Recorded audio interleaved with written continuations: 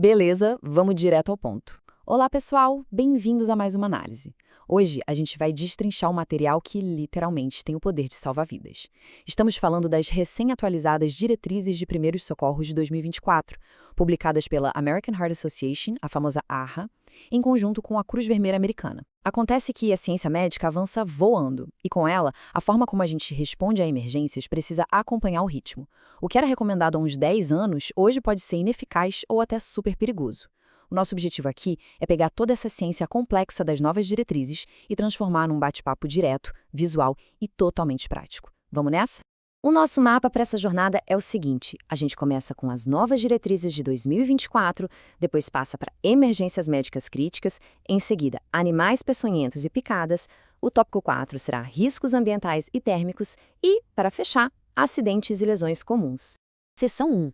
Novas diretrizes de 2024, a base do socorro. Para começar da base de tudo, as novas diretrizes batem na tecla de que não adianta nada só ler um manual de primeiros socorros. A metodologia agora é aprender, ver, praticar, comprovar, fazer e, o mais importante, manter. Sabe o que é genial nisso? A parte do manter. Prestar socorro é uma habilidade que enferruja com o tempo. Sem aquelas reciclagens periódicas, o famoso aprendizado espaçado, a gente simplesmente esquece na hora do desespero. Então, treinar e manter a prática não é só uma dica de ouro, é a pura ciência de como a nossa memória funciona na vida real. 2. Emergências médicas críticas, ações que salvam vidas. Agora a gente entra nas atualizações mais pesadas. É aqui que o tempo é a linha tênue entre a vida e a morte, começando por um dos maiores problemas de saúde pública do mundo hoje. A grande virada de chave de 2024 é a inclusão super explícita de como lidar com overdose de opioides. A instrução para quem está prestando primeiro socorro ficou muito direta. Se a pessoa desmaiou e não está respirando direito, a primeira coisa é ligar para a emergência, começar uma massagem cardíaca de alta qualidade na mesma hora e aplicar a naloxona. A naloxona corta o efeito da overdose na hora. Ter pessoas comuns encorajadas a administrar esse medicamento nas ruas simplesmente multiplica o número de vidas salvas antes mesmo de a sirene da ambulância aparecer na esquina. É uma mudança e tanto.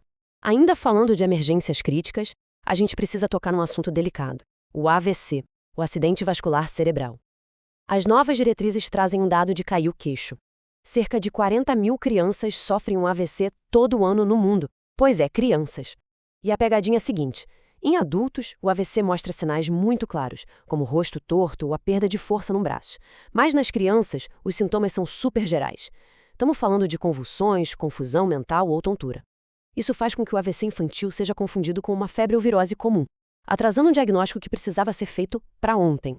Já para os adultos, o método clássico FAST continua sendo padrão ouro. Observar face paralisada, a fraqueza nos braços, a dificuldade na fala e o tempo precioso para pedir ajuda. Mas olha só o que entrou de novo em 2024.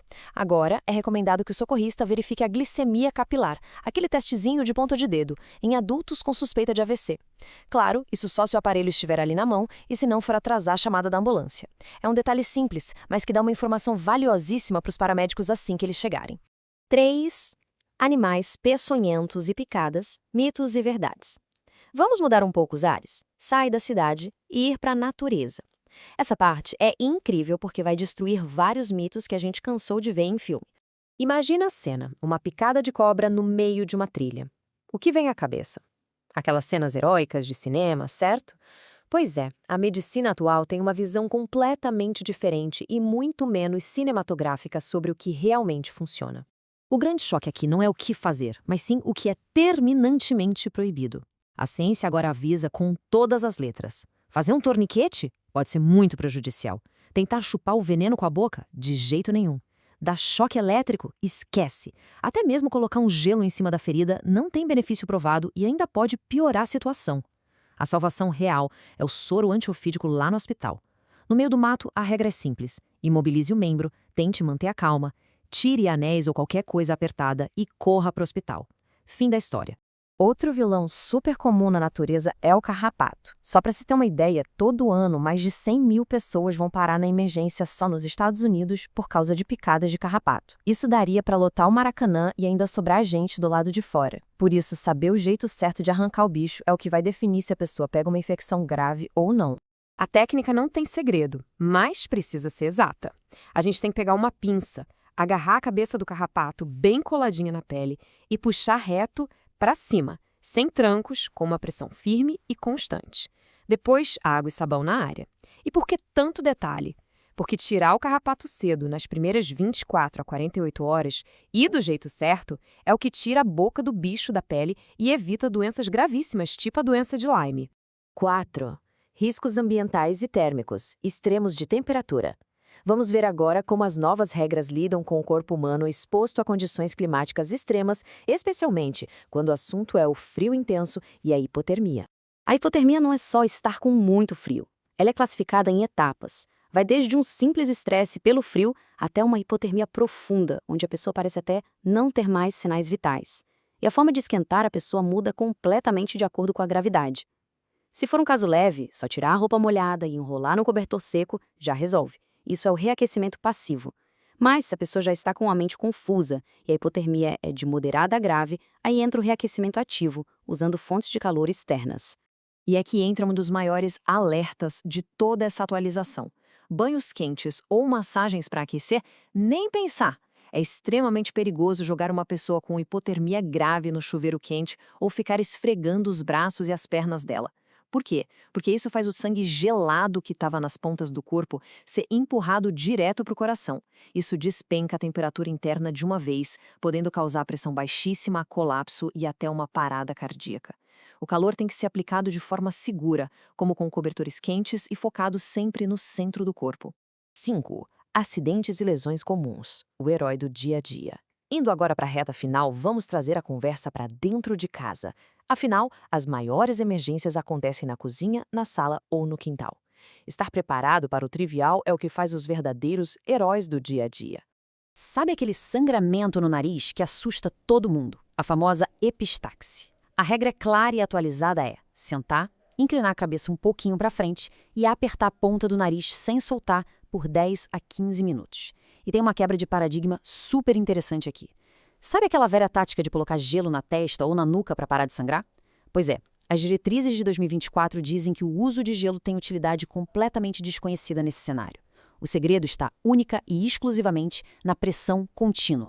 Outro perrengue chato, um cisco ou sujeira no olho. A vontade de esfregar é quase incontrolável, né? Mas a recomendação é segurar a onda e não esfregar de jeito nenhum para não arranhar a córnea. O melhor remédio é ter paciência. Deixa a própria lágrima fazer o trabalho de lavar o olho, ou se não resolver, joga um pouquinho de água limpa da torneira bem de leve. Agora, olha que lista de opções bizarra, porém genial, para salvar um dente que foi arrancado num tombo. Em casos de avulsão dentária, o relógio é o seu maior inimigo. Se não der para colocar o dente de volta no buraco na hora, a gente precisa manter as células da raiz vivas. E para conservar esse dente a caminho do dentista, as diretrizes aprovam coisas que você tem na geladeira. Leite de vaca integral, a própria saliva da pessoa, clara de ovo crua e, acredite ou não, até leite de amêndoa. Parecem ingredientes para um bolo, mas esses líquidos têm o equilíbrio certinho para não matar as células do dente. Mas tem um erro clássico que precisamos erradicar agora. Jamais, sob hipótese alguma, jogue o dente arrancado num copo de água da torneira. A água normal simplesmente faz as células da raiz incharem até explodirem. Isso acaba com qualquer chance de o dentista conseguir reimplantar o dente com sucesso. É um detalhe bobo da biologia que muda tudo. Olhando para tudo isso, desde os novos protocolos para overdose, passando pelo jeito certo de arrancar um carrapato, até saber que leite de amêndoa salva um dente, a gente percebe que toda essa ciência incrível só faz sentido se entrar em ação. Se uma emergência acontecesse agora mesmo na nossa frente, será que estamos com a técnica afiada para agir no reflexo e salvar uma vida? Fica aí essa provocação para que todo mundo busque um treinamento prático e oficial de primeiros socorros. Muito obrigado por acompanharem essa análise de hoje e até a próxima.